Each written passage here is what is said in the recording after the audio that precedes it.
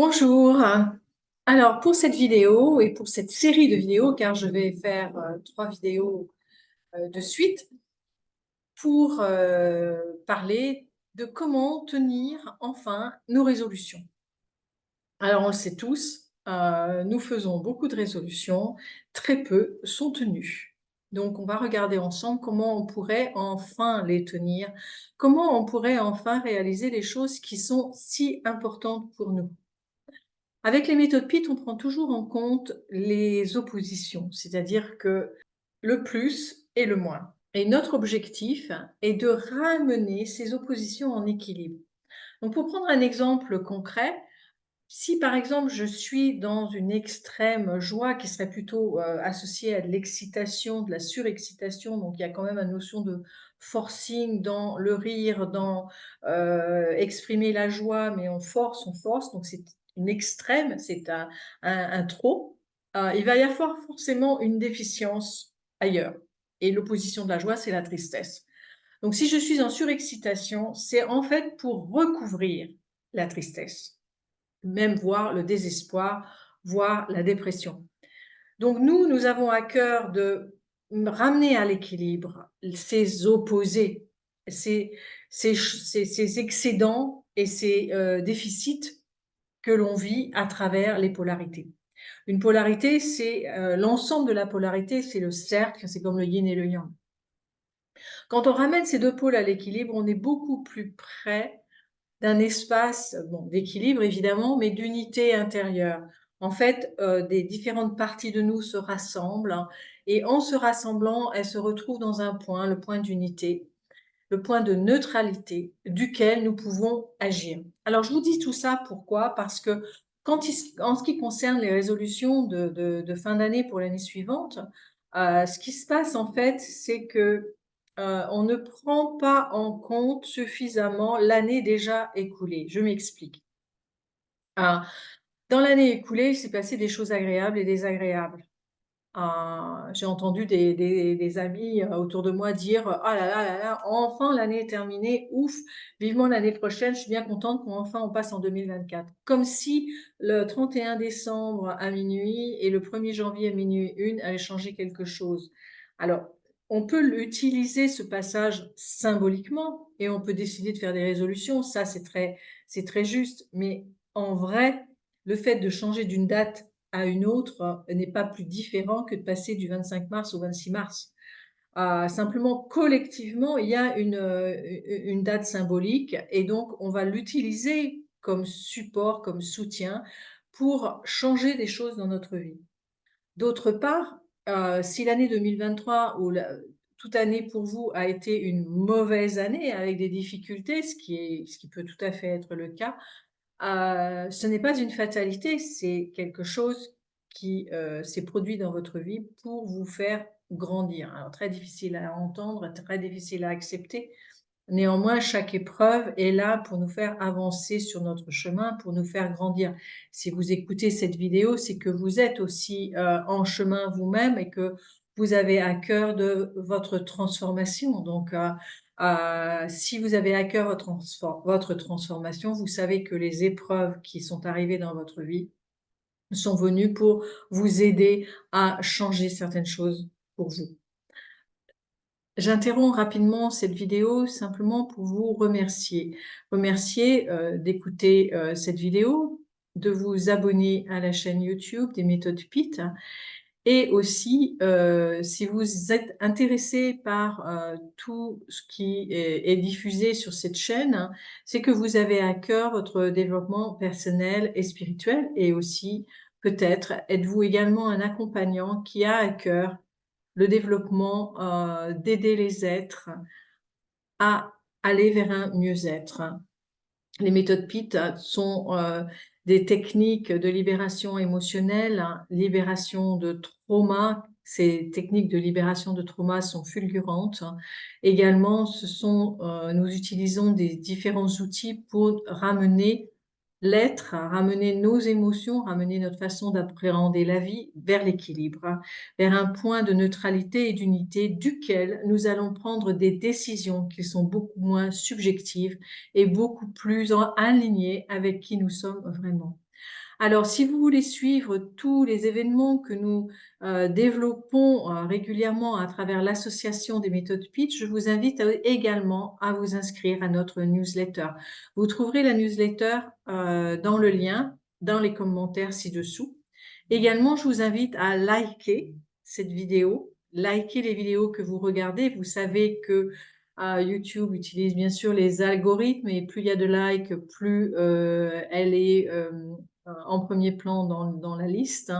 Et puis également, si vous avez le désir et l'envie de faire quelques commentaires, bien au contraire, nous en serions ravis. Merci de nous soutenir de la meilleure manière qui vous semble juste. Je vous en remercie d'avance. Donc, néanmoins, si vous faites des résolutions à la fin de cette année-ci en réaction par rapport à l'année précédente, l'année qui vient de s'écouler, et que si vous avez vécu des moments tristes, vous voulez de la joie. Si vous avez vécu des moments de pénurie financière, vous voulez de l'abondance. Si vous avez vécu des peines de cœur, vous voulez rencontrer l'amour. Donc, c'est ça qui est en réaction. Donc, on est dans les polarités. C'est-à-dire que j'ai eu un manque cette année qui a engendré pour moi de la tristesse, de la frustration, voire même de l'impuissance. Certains projets n'ont pas abouti, voire même ils ont capoté. Alors, vous avez entrepris des choses en janvier-février, puis finalement, au fil de l'année, ça a été de mal en pire, et à la fin de l'histoire, votre projet a littéralement capoté. Peut-être que vous êtes associé avec quelqu'un dans un projet et ça n'a pas marché avec cette personne, vous vous êtes disputé, séparé, ça a engendré aussi des conséquences. Peut-être qu'il y a eu des difficultés financières, peut-être que vous avez des problèmes au niveau de votre logement, certaines relations dans votre vie. Quelles qu'aient été les difficultés, il est important, là maintenant, en fin d'année, de poser un petit peu tout ça à plat. Alors, avant de faire cette vidéo, moi-même, j'ai commencé à scanner mon année et je trouve que c'est pas mal de la scanner mois par mois. Donc, l'idée, c'est déjà de me poser sur une chaise, peut-être d'écrire sur un papier les 12 mois de l'année, et de respirer. Donc, de prendre ce temps pour me poser, pour respirer, et puis d'amener à ma conscience mois de janvier 2023. Et si vous regardez cette vidéo dans plusieurs années, vous pouvez mettre l'année qui est en train de s'écouler. Et naturellement, vous allez voir qu'il va y avoir comme des pop-up, c'est-à-dire que 1, 2 ou 3 événements vont surgir spontanément. En fait, ce sont les événements marquants pour vous, au positif ou au négatif. Donc, je vous propose, dans un premier temps, c'est de prendre ce moment, en faisant une pause avec cette vidéo, pour poser votre année à plat, mois après mois, sur les 12 mois. Là, on arrive on est le 28, là je suis en train de faire la vidéo, on est 28 décembre. 28 décembre, et donc on est vraiment en fin d'année. Donc, on peut mettre le mois de décembre à quelques jours près.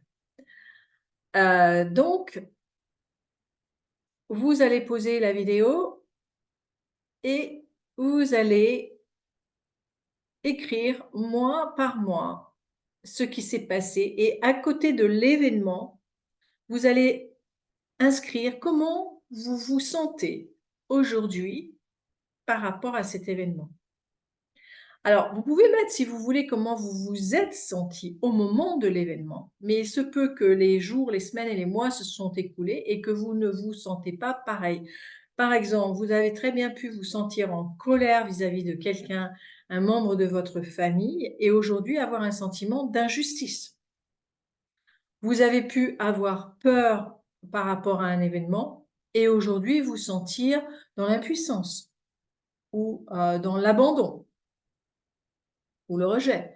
Donc, c'est important que vous notiez, si vous le désirez, ce que vous avez ressenti au moment de l'événement quand il s'est produit et comment vous vous sentez maintenant. Est-ce que ça a bougé ou ça n'a pas bougé?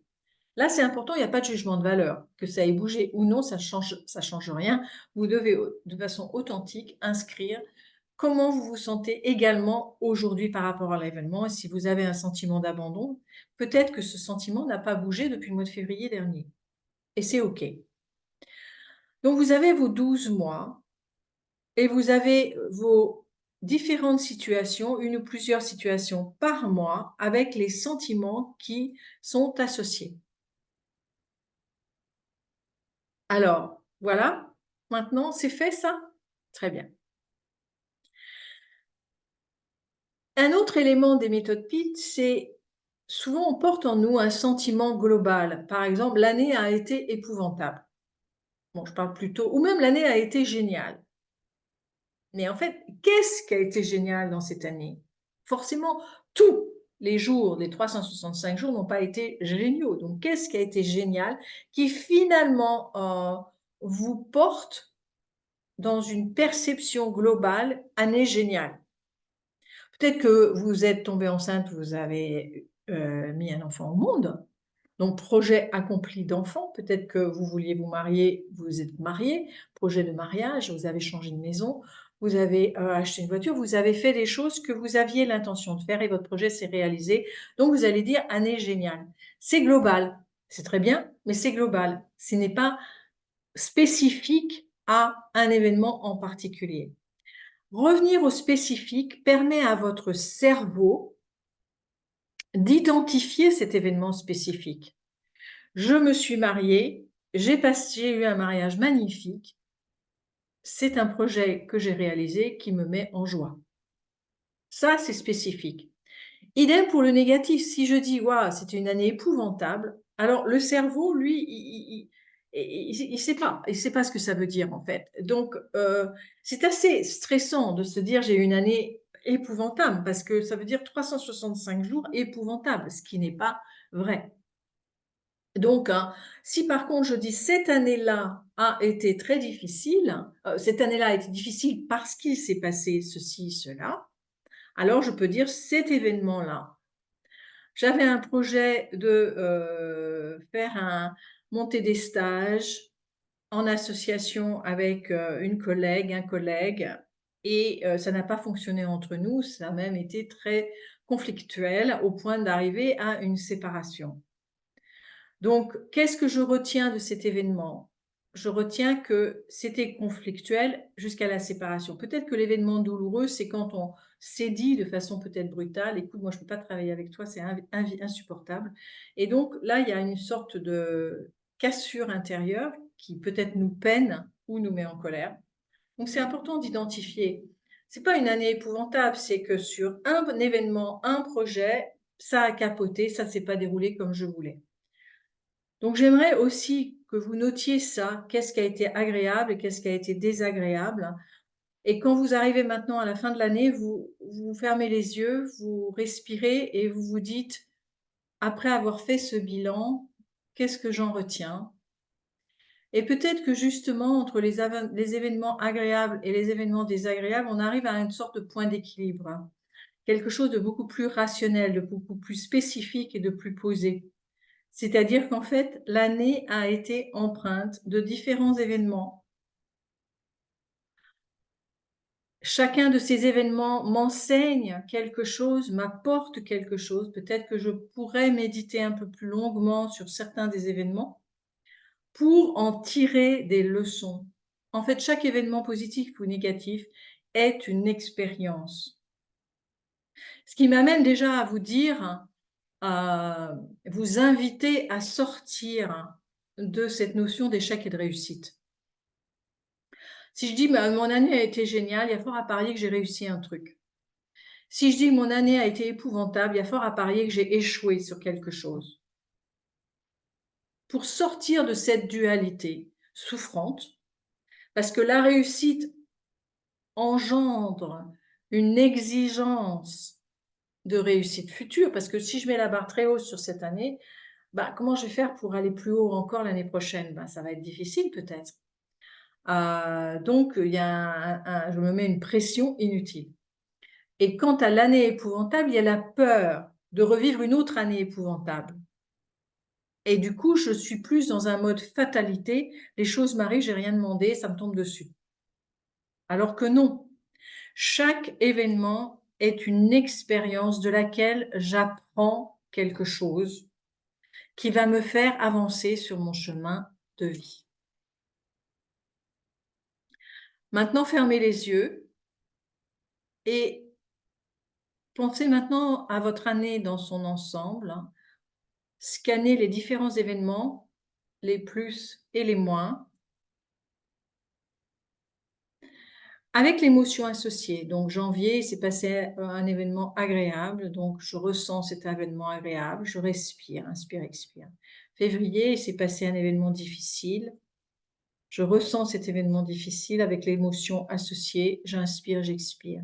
En mars, c'était également difficile. Donc je ressens cette difficulté, j'inspire, j'expire. Et vous continuez ainsi de suite en alternant les événements positifs, les événements négatifs au fil de l'année. Cet exercice va vous permettre de neutraliser l'année. C'est pas forcément une année géniale, mais c'est pas forcément une année épouvantable non plus. C'est une année avec des expériences. Est-ce que vous pouvez sentir la différence? Si je me dis j'ai vécu une année avec des expériences desquelles je vais tirer des leçons qui vont me faire grandir, comment vous vous sentez quand vous pensez cette pensée? Et à l'inverse, si vous vous dites j'ai vécu une année épouvantable, comment vous vous sentez?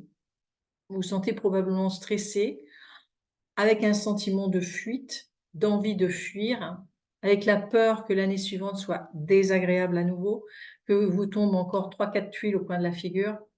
Et donc vous embrayez sur l'année qui vient avec la peur.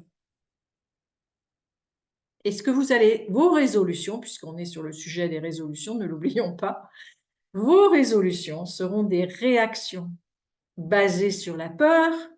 Donc, vous allez dire, voilà, moi, je veux faire ça. Donc, genre, j'ai du courage, je vais de l'avant, je prends des initiatives. Donc, l'opposé de la peur, c'est confiance et courage, hein. Donc, je vais me mettre dans ma tête plein de choses avec confiance, courage, j'avance. Et donc, bah, c'est une compensation.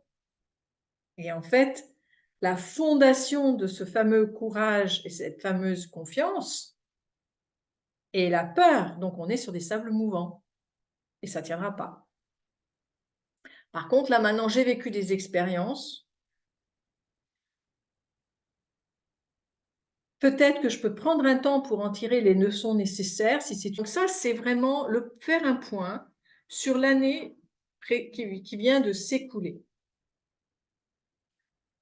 Ça, c'est fait.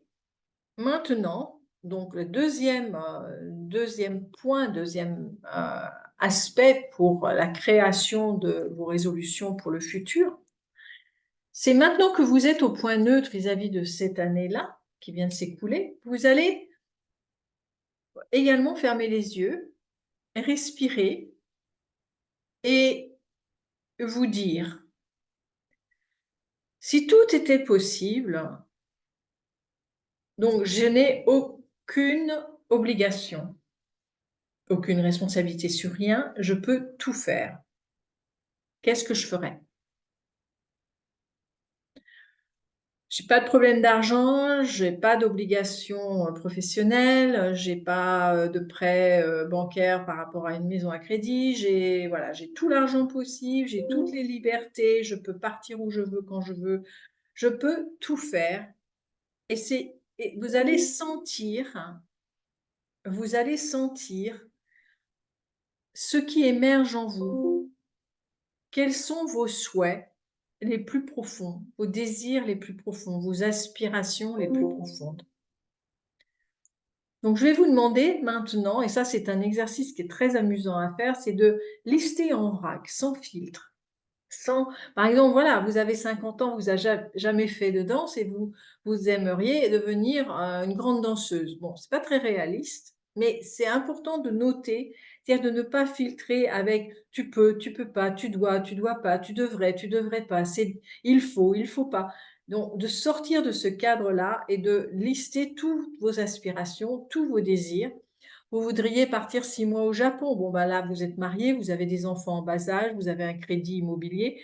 Peut-être que c'est pas le moment, mais ce désir de partir 6 mois au Japon peut se réaliser dans 10 ans, dans 20 ans. On ne sait pas. Donc, c'est ça. C'est ouvrez toutes les portes du possible. Et ressentez que d'entrer dans cet espace, tout est possible, tout est ouvert. Vous ouvrez aussi une porte à l'intérieur de vous. Vous ouvrez un espace et quelque part, vous êtes plus large, vous êtes moins étriqué, vous vous ouvrez à différentes choses auxquelles vous n'aviez peut-être pas pensé ou osé penser. Donc là, il n'y a pas d'interdit. Ça, c'est vraiment la clé. Pas d'interdit. Et je vais vous demander d'en mettre une centaine. Donc prenez plusieurs jours à faire ça. Parce que même si vous allez écouter la vidéo numéro 2 peut-être très prochainement, et que vous aurez écouté les 3 vidéos jusqu'au bout, donc avec les différentes étapes pour vraiment s'y tenir dans nos résolutions, je vous demande, c'est de continuer dans votre cahier. Vous allez garder un certain nombre de pages pour continuer à lister tout ce que vous aimeriez faire. Et on verra dans la vidéo numéro 2 comment on va, qu'est-ce qu'on va faire avec tout ça. Car bien entendu, on va en faire quelque chose. Alors, le temps est pour vous maintenant de lister tout ça et on se retrouve pour la prochaine vidéo. À tout de suite!